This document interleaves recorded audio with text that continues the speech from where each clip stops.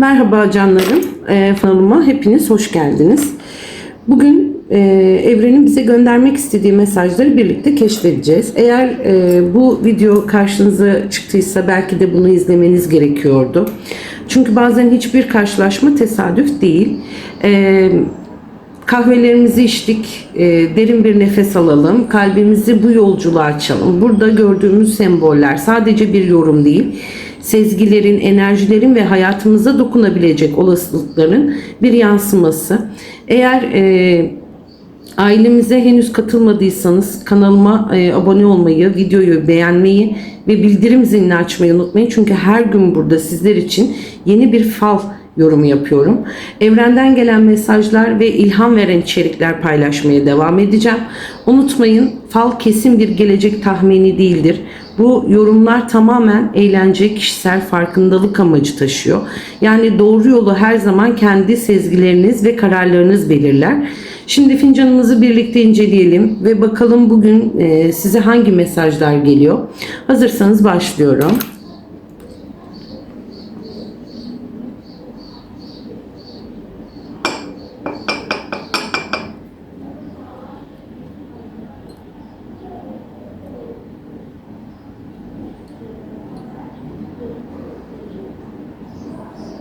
Evet.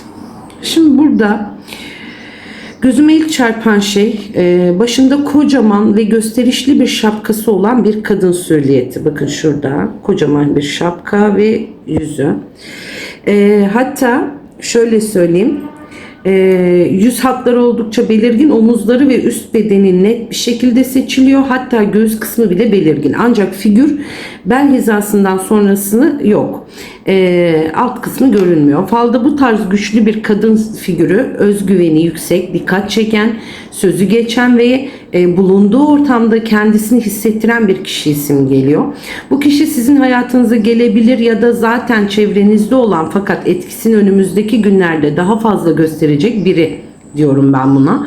Başındaki büyük şapka ise statüyü, saygınlığı ve kendini gizemli bir şekilde ifade etmeyi temsil ediyor. Bu figür özellikle önemli bir görüşmeye, beklenmedik bir karşılaşma ya da güçlü bir kadın enerjisi hayatınıza dokunacağına işaret. Bu aşamada fincanın dış kısmında arkadaşlar bakın, dış kısmında yollar ve şurada, bu çok dikkatimi çekmişti ilk adımda, onu da söylemeden geçemeyeyim. Bir yol dar olarak ilerliyor. Ancak daha sonrasında yol genişliyor arkadaşlar.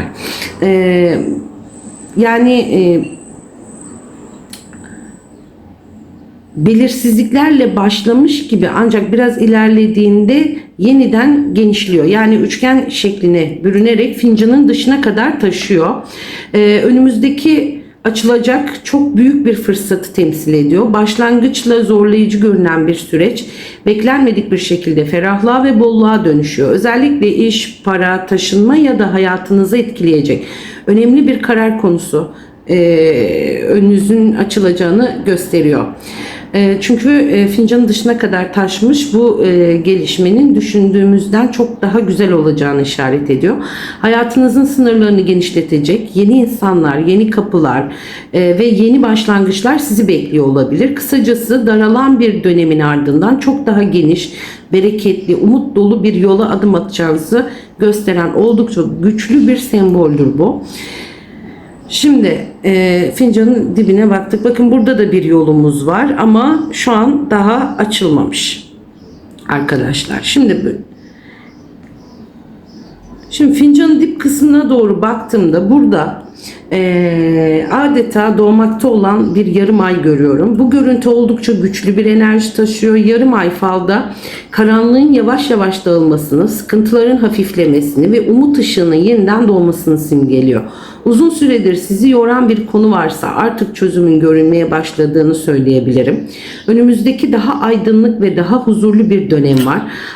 Aynı zamanda bunu C olarak, büyük bir C olarak da yorumlayabilirim. Bu harf isminin ya da soyadının içinde bulunan bir kişiyi temsil ediyor. Bazen de yaşanacak önemli bir olayın, gelecek bir haberin veya kurulacak bir bağın bu harfle bağlantılı olabileceğini gösteriyor. Şimdi diz kısmında çıkmış olması ise enerjinin güçlü ve kalıcı olduğuna işaret ediyor. Yani hem sıkıntılarınızın yavaş yavaş geride kalacağı hem de C harfiyle bağlantılı önemli bir gelişmenin hayatınızda etkisini göstereceği bir döneme girdiğinizi söylüyor burası bize. Bunu kendinize göre yorumlayacaksınız. Kolektif çünkü. Şimdi şöyle bir baktığımda yine buraya geleyim. Şimdi burada bakın, şurada arkadaşlar üzgün bir surat görüyorum. Dudaklarını bükmüş, sanki memnuniyetsiz, kırgın ya da içine attığı duyguları yüzüne yansıtan bir ifade bu.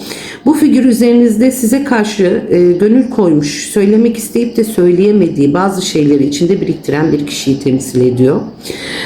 Falda dudaklarını bükmüş bir yüz görmek, küslük, kırgınlık, sistem ya da hayal kırıklığına işaret eder. Sitem yani. Yakın zamanda yaşanmış bir yanlış anlaşılma, beklenen bir sözün unutulmaması veya iletişim eksikliği nedeniyle oluşan bir mesafe gündeme gelebilir. Ancak bu figürün belirgin şekilde görünmesi aynı zamanda bu sessizliğin uzun süreceğini de gösteriyor. Yani onun için yakında yapacak olduğunuz bir konuşmayla gelecek bir mesaj ya da yüz yüze gerçekleşecek bir görüşmeyle bu kırgınlığın büyük ölçüde ortadan kalkacağını söyleyebilirim arkadaşlar. Yaşanan duyguyu değil, o duygunun nasıl çözüleceğini de gösteriyor burada bize bu fal. Şimdi burada bir kalabalık var ama buna döneceğim. Şimdi burada öncelikli olarak bu yollar üzerinde konuşmak istiyorum ben sizinle. Burada bir sürü yollar var. 3-4 yol ama 2 tanesi mi? Bakayım bir saniye. 2 tanesi, evet. 2 tanesi oldukça belirgin ve sonuna kadar açık. Diğer 3 yol ise daha silik görünüyor. Sanki zamanı henüz gelmemiş. İlerleyen günlerde netleşecek fırsatları temsil ediyor. Falda açık yollar önümüzde açılacak kapıları, gelecek haberleri ve yeni başlangıçları simgeliyor. Silik görünen yollar ise biraz sabır isteyen, zamanı geldiğinde şekillenecek gelişmeleri işaret ediyor canlarım. Bakın hemen şurada görüyorsunuz. 3 tane yol. İkisi de burada açık. Onun için bu 3 tanesi biraz zaman alıyor. Şimdi bunun hemen yanında benim dikkatimi çeken bir kalabalık var. Yani ama güzel bir kalabalık bu. Bu öyle sıkıntılı ya da karmaşık bir kalabalık değil. Tam tersine sevinçli, hareketli ve enerjisi oldukça yüksek bir topluluk. Kutlama, davet, aile buluşmaları diyebiliriz biz buna. Onun için kalabalığımız gayet güzel, neşeli. Güzel haberlerin paylaştığı bir ortam, sizi mutlu edecek sosyal gelişmeleri de gösteriyor. Kalabalığın içinde dikkatimi çeken başka bir figür daha var. Ellerini gökyüzüne kaldırmış, sanki dua eden biri var burada. Ve bu dua eden kişi arkadaşlar, bakın hemen şurada. Ve onun evet, gerçekten ellerini yukarı kaldırmış. Sanki nasıl diyeyim, dua ediyor ya da bir şey istiyor. Rabbinden bir şeyler diliyor.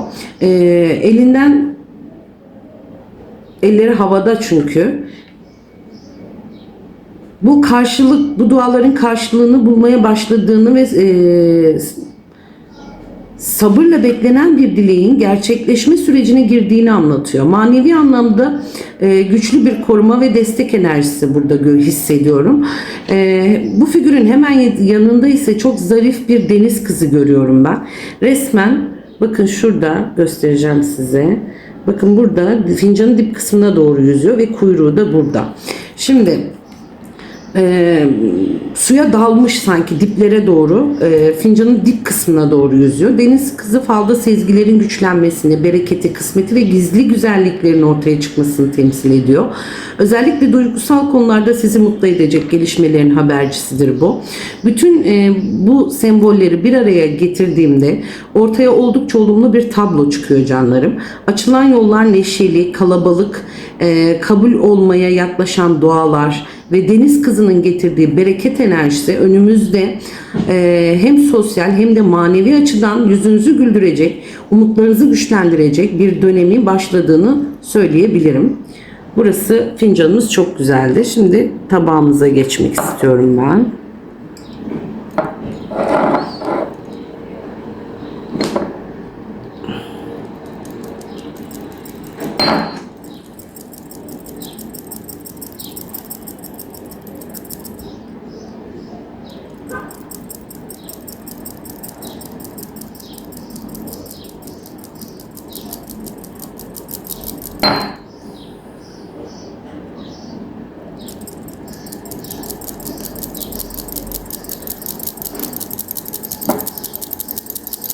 Şimdi bakarken tabak beklediği için arkadaşlar biraz figürlerin açılması beni zorluyor.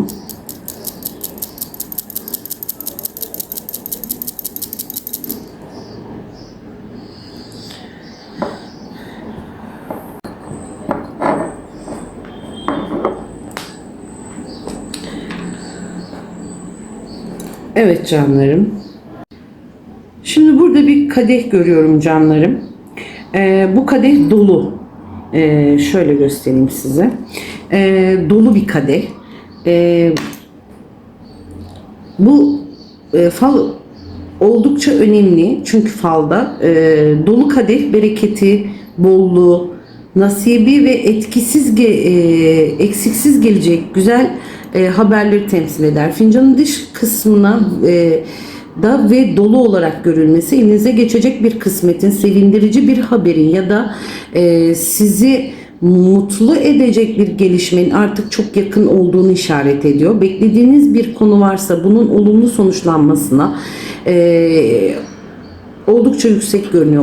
Olumlu sonuçlanacak arkadaşlar. Şimdi duygusal anlamda da gönül doyumunu simgeler. Mutluluk, huzur, paylaşım ve yüzünüzü güldürecek güzel anlar yaşayabilirsiniz. Bu sembol bana hayatınızda tamamlandı hissini yaşayacağınız, eksik kalan bir parçanın yerine oturacağı bir dönemin yaklaştığını söylüyor. Yerine oturacak bir dönem bu. Dolu kadeh boş vaatleri değil, gerçek anlamda gelecek bereketli mutluluğu, dolu dolu yaşanacak güzel gelişmeleri temsil ediyor canlarım. Şimdi burada canlarım iki kişi var. Bakın biri burada, bir tanesi de burada bir bayan bu. Zayıf, yani böyle narin bir bayan. Ancak burası 3 kişilik oldukça dikkat çekici bir figür bu. Onu da söyleyeceğim. İlk bakışta iki kişi ön plana çıkıyor. Bunlardan biri uzun boylu, iri yapılı erkek, diğeri ise daha zarif, ince yapılı, naif bir kadın. Bu iki kişi birbiriyle bağlantılı görünüyor ancak sırt sırta durmuşlar. Bu görüntü aralarında bir mesafe, iletişim kopukluğu ya da yaşanmış bir kırgınlık olduğunu düşünüyorum ben.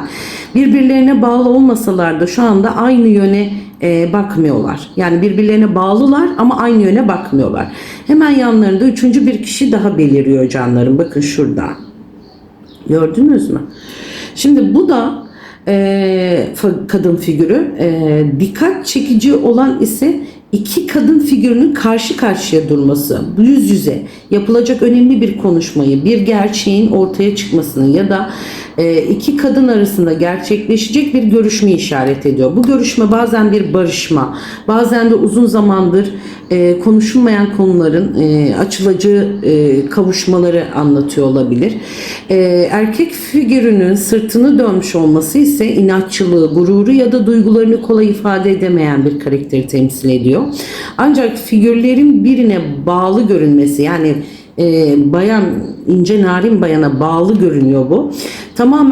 Bağın tamamen kopmadığını gösteriyor. Yani aradaki mesafe geçici canlarım.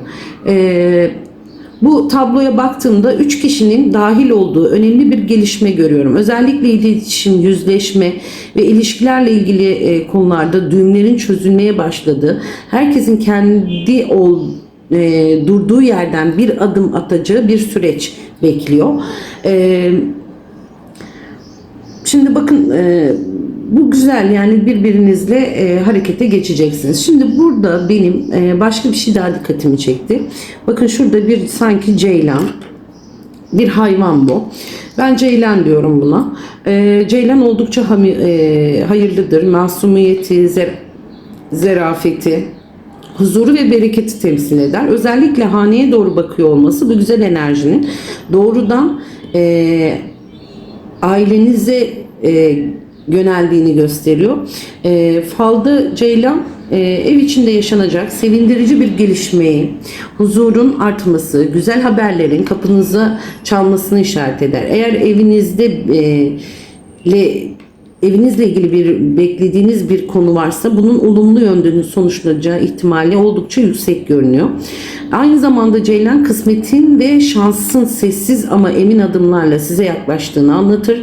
Telaş etmeden doğru zamanda hayatınıza girecek güzellikleri simgeliyor.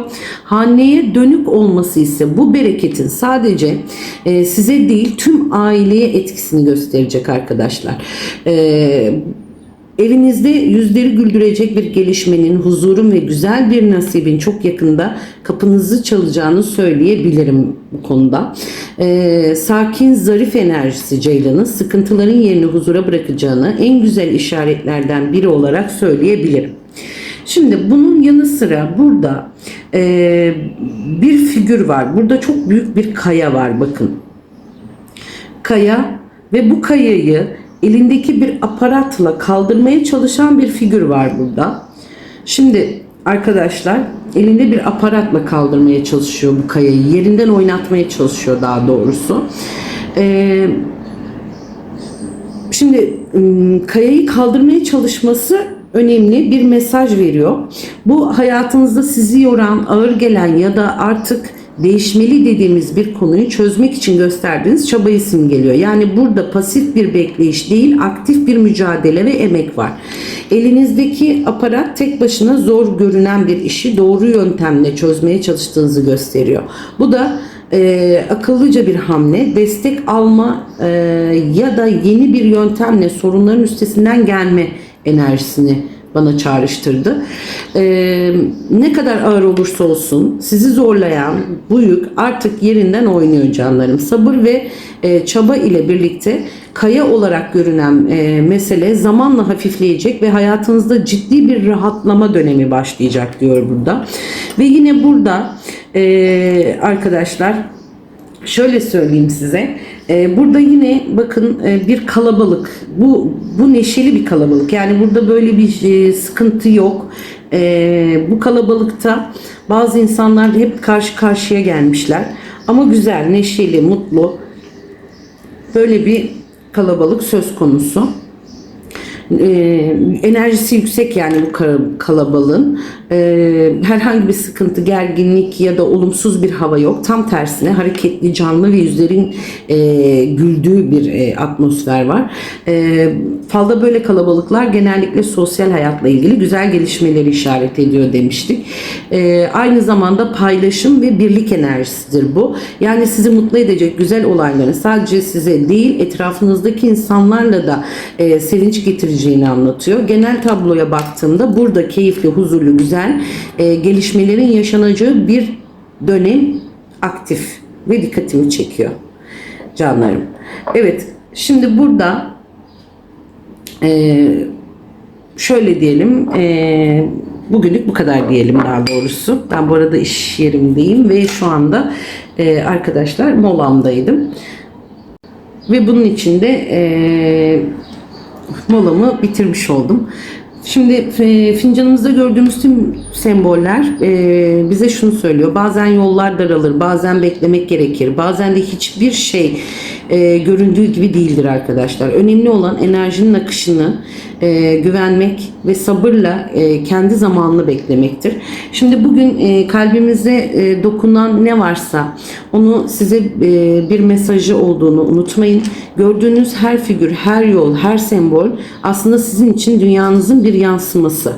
İç dünyanızın. Eğer bu video size bir şeyler işaret gibi geldiyse yorumlarda hislerinizi paylaşmayı unutmayın. Abone olarak ailemize katılın. Bildirimlerinizi açın. Yeni fal yorumlarımızdan da haberdar olun.